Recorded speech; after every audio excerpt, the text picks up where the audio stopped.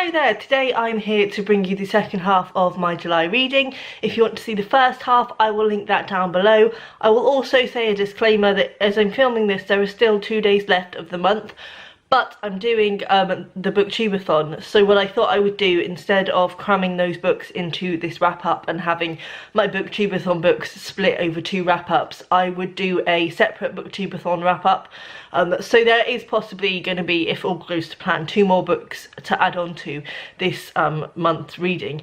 But as I say, I would rather talk about all of the booktubeathon books together after the event, so that's why I'm filming this now. However, I thought I would talk to you about the books that I've read so far anyway. So the first one I picked up was Captain Corelli's Mandolin by Louise de Bernieres. This was my nan's favourite book, and she used to always tell me to read it, and I've only just gotten around to it. Part of me really enjoyed this book. Part of me thinks I didn't give it full justice because my concentration wasn't the greatest when I was reading it.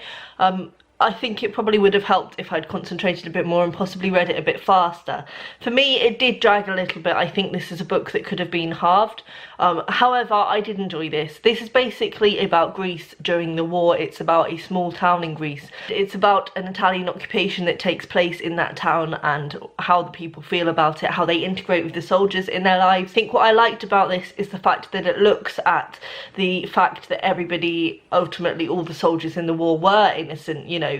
People were conscripted, they didn't choose these things. It also looks a lot at how the Italian soldiers were kind of tricked into doing things against the Greeks, which weren't very honest or open, and they weren't told the full extent of what they were doing. There's also a fantastic scene near the beginning when 2 soldiers, actually, they kind of have this really special relationship, and one of them dies and the other one is telling his mum about what happened, and obviously she's asking all the normal questions, you know, did he suffer, was he proud, you know, was it a hero's death, basically, and obviously the friend is giving all the right answers and telling her what she wants to hear, and then in the in-between paragraphs he's telling it how it actually happened, and it's a truly heartbreaking and fantastic scene.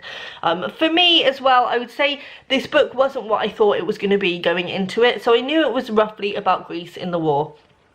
I kind of thought it was going to be much more orientated towards romance, which the romance is in there and it's a strong part of the story and it kind of draws the plot, but ultimately it's not about romance. It's very much more about war and the political situation at the time, which was really interesting because I didn't know about that, and I actually think I would have picked this up much sooner if I had known that that was a central theme in there. Also, you know, because it's called Captain Corelli's Mandolin, and obviously the blurb and everything is all about Captain Corelli, but actually you don't meet Captain Corelli until about 150 pages in, and even then he's not as much of a central character as you might expect. So it was quite interesting. I've never had a book where the sort of central character doesn't come in until that late in. But I would actually say that I enjoyed the lead up more. I think where the political tensions were brewing and the situation was beginning, I think I found that more fascinating. I would also say there are quite a lot of full stops in this. There was moments, which I think is why I say that it could have been shortened. There were moments where you would have thought that it was going to end and then it carries on. I would really recommend this. It's fantastically written, and it's really powerful and impactful. As I say, I think it's one best read in sort of quick concession house. It does get a little bit draggy, but I would recommend it. It probably didn't blow me away, I think, as much as it blows a lot of people away, but it was still a 4-star read, and I think it taught me about things that I didn't know, which is always good in a book, so I would recommend it on that basis alone. Then I read my non-BookTube book for the month, which I have done a separate review of. I will link down below, and that was Spyder by McGrath. I won't say a great deal about this here, other than to say that this is a book which kind of deals with mental illness. It deals with how our childhoods impact our lives and sort of how the things that happen to us as a child can kind of shape who we are for the rest of our lives. And also it does go a lot into mental illness and the delusions and hallucinations that can occur and how damaging they can be. It's a good book. I wouldn't rush out and read it again. I wouldn't say it's going to leave a lasting impact on me, but I'm really glad I read this because it's the first book in my non-BookTube series that I've just picked up on a whim, and actually it did deal with themes that do interest me, and I think it's quite a fascinatingly written book, so I'd recommend it on that alone. as I say, it wasn't a favourite, but it certainly impressed me more than I thought it might. And then I had a lovely experience where I got sent some very exciting book mail containing Franklin and Luna Go to the Moon, written by Joan Campbell and illustrated by Katie Harnett. This is the second in the Franklin series. I'm sure you've all seen the first Franklin book spoken about a great deal, but this is the second one, coming out in September, I believe, and it was truly fantastic, just as fun. In fact, I think I probably preferred this one to the first one, much as I loved the first one. I did really enjoy this. I think as well it helps that I took it out for a walk and read it in the park, and that was really nice. I don't want to give too much away because I think the fun part about these books is discovering them.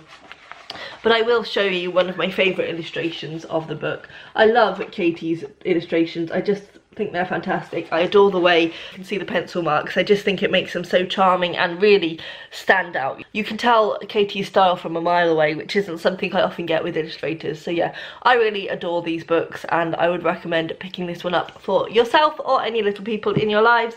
And then finally I've got Joan Didion's The Year of Magical Thinking. I needed this book in my life at the moment, so it is a reread for me, but I just needed to get to it. I needed it. It saved me a little bit over a very difficult period. So this is Joan Didion's memoir, which basically predominantly it looks at her husband's death. In his 50s, he died of a sudden cardiac arrest. It was completely out of the blue. They were sitting down for dinner and then suddenly he was dead. And this looks at how Joan Didion copes with that. Also, about 3 months after her husband's death, her daughter had a brain aneurysm as a result of pneumonia, and she ultimately did die as well. Predominantly in this book it looks at her husband's death and how she deals with her daughter being in hospital. I have a feeling that she's written another memoir called Blue Nights, which looks more into her and her daughter's relationship and her daughter's death.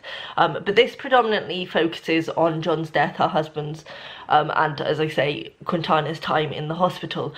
This is such a heartbreaking but also fantastic book. It's kind of a saviour in a way. I think it's one of those situations where just even reading about what happened, you just can't believe that somebody could be that unlucky, and it's so devastating.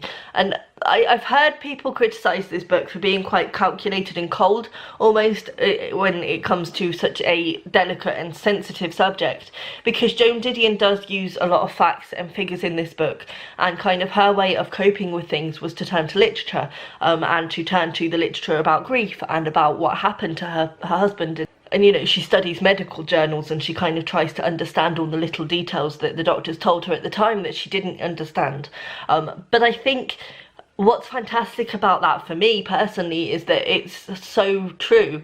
You know, when you are grieving, you don't always act in the way that people expect you to act, or you're not this picture of the perfect grieving person. And I think that's very much the idea that Joan Didion brings across. You know, it's like you have this idea of grief, but when it hits you, it completely bulldozes you. And all she could do was turn to the facts and figures. Obviously, being a journalist, that's how she processes information. And I think the information included in here is really fantastic. But also, I think it does look at the very real and very devastating consequences of grief. At one point, Joan Didion talks about when her parents died and sort of saying that, you know, yes, she was grieving, obviously it was really difficult and she felt really lost for a while, but she could still function. She could still do things like go to the shop. She could still, because there was a sense of inevitability to their death. So they were both at a good age, and, you know, if nature takes its course, every child is going to have to bury their parents at some point. So yes, she was devastated, but she could carry on, she could function. She could still maintain some semblance of normality and society in her life. Whereas when her husband and ultimately her daughter died, she couldn't do that. She couldn't even, you know, she talks about what the doctors have told her about cognitive dysfunction. For instance, when John dies in the hospital, she gives them an address that they had in their 20s after they just got married, and things like that. And when she's talking to the doctor about it, they're saying that strong enough grief does impact your cognitive ability, and you know, it makes it so that you can't function, you can't read words, you can't speak to people, you can't do anything. It doesn't even bear thinking about what Joan Didion went through. And I think the fact that she's written her way through this, admittedly, I think she wrote this a few years after the event, which, you know, is understandable, but I would highly recommend this. I think even if you've heard bad things For me, I did go into it warily because I had heard those things, but actually it's so fantastic and so heartbreaking and just sad, but at the same time it shows you that, you know, you can come through things that you would never expect to be able to come through. I would highly recommend, and I adored this book. So that is all the books I read in this half of the month. As I say, keep an eye out for my Booktube-a-thon wrap-up. I hope you all have a fantastic reading time. I will see you next time. Bye!